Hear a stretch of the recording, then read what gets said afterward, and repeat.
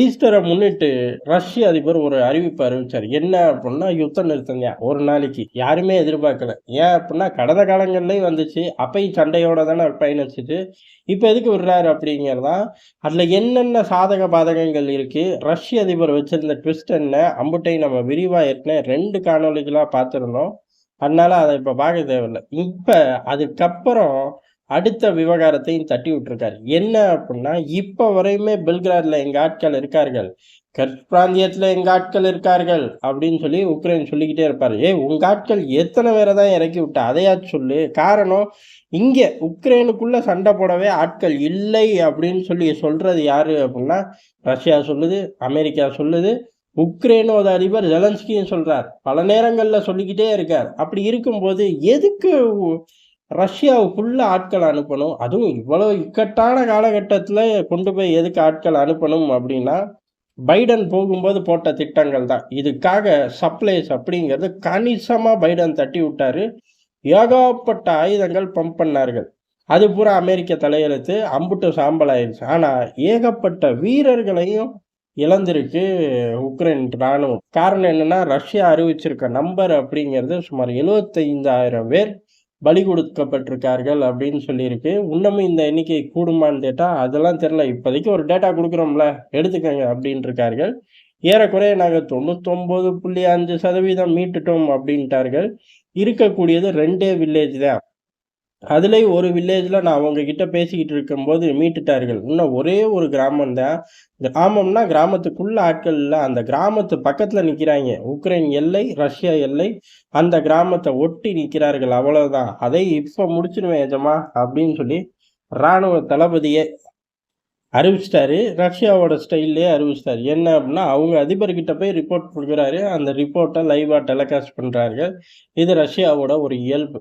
இங்க குறிப்பிட்டு பார்க்கப்படுறதே இந்த 75,000 வீரர்கள உக்ரைன் இழந்துச்சா அப்படிங்கிறது தான். அப்புறமா ரஷ்யாவோட ராணுவ செய்திக்குறிப்பு அப்படிங்கிறது ரிலீஸ் ஆகுது. அது மட்டும் கிடையாது. ஏறக்குறைய பல ராணுவ உபகரணங்கள தொலைச்சிருக்கார்கள் இந்த பகுதியிலேயே. நல்ல கணிசமான ஒரு யூனிட்ட தான் நகர்த்தியிருக்கார்கள். முதல் கட்டமா 40,000 இருக்கும் அப்படின்னு சொல்லப்பட்டுச்சு. ஆனா அத காட்டிலும் கூடுதலான எண்ணிக்கை தான் 75 அப்படிங்கிறதுல பெரிய எண்ணிக்கை தான் அனுப்பியிருக்கார்கள். இந்த முதல்ல 40,000 எல்லை தாண்டும் முயற்சியில பல வீரர்கள சிதறடிச்சோம்னாங்க. ஏறக்குறைய அந்த எண்ணிக்கைய சேர்த்து சொல்றதுக்கு அதிக வாய்ப்பு இருக்கு. எது எப்படியோ 75,000 வீரர்கள் ரஷ்யாவுக்குள்ள மட்டுமே அனுப்புனதோட விளைவு. அதுல போய் ஏதாவது சாதிச்சீங்களாடான்னு கேட்டா, ஒண்ணுமே மைலேஜே இல்லாத வேலை தான் இது. முழுக்க முழுக்க உக்ரைன் ராணுவத்த கொண்டு போய் இவர்களே தள்ளிவிட்ட மாரி, பாலங்கலத்துல தள்ளிவிட்ட மாரி சொந்த நாட்டு ராணுவ வீரர்கள தள்ளியிருக்கார்கள். சரி அந்த பிராந்தியத்துல நின்னனால எதுவும் பிரஷர் ஜெனரேட் ஆச்சா?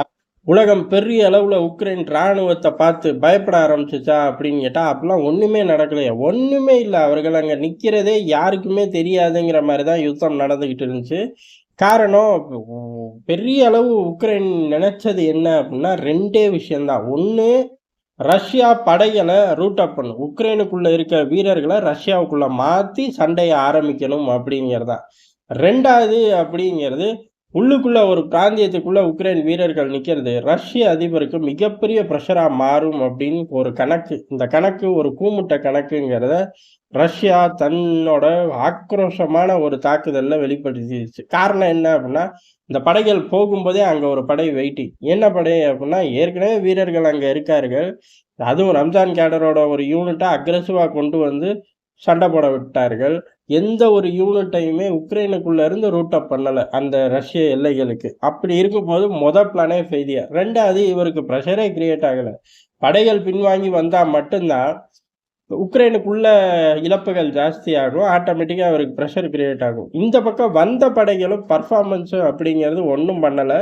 காரணம் என்ன அப்படின்னா, நிலப்பரப்புகள். அப்படி உள்ள பூந்து பெரிய அளவு சாதிக்கிற அளவுக்குலாம் நிலப்பரப்பு உக்ரைன் ராணுவத்துக்கு சப்போர்ட்டும் கிடையாது. உக்ரைன் ராணுவத்தோட எண்ணிக்கையும் பத்தாது. காரணம் என்ன?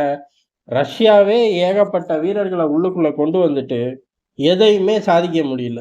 அப்படி இருக்கும்போது, 75,000 வீரர்கள்லாம் மொத்த எண்ணிக்கையா தான் இருக்கும்.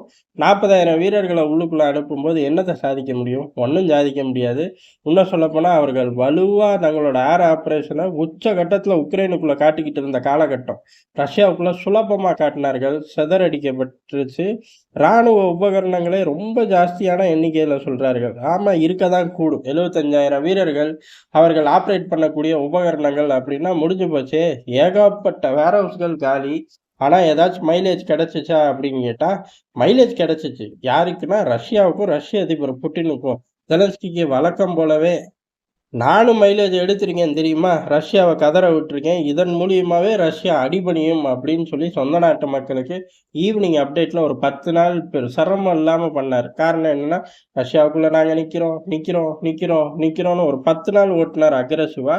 11ஆம் நாள்ல இருந்து அந்த சப்ஜெக்ட்டே மறந்துட்டு வேற சப்ஜெக்ட்டுக்கு போயிட்டாரு. அதானே அவருக்கு தெரிஞ்சதும், புடிச்சதும். அதே மாரி வேற ஒரு நாட்டுக்கு போயிறேன் அப்படிங்கிறது தான் உக்ரைன்ல பல மக்களோட கோரிக்கையா இருக்காமா. நன்றி, வணக்கம்.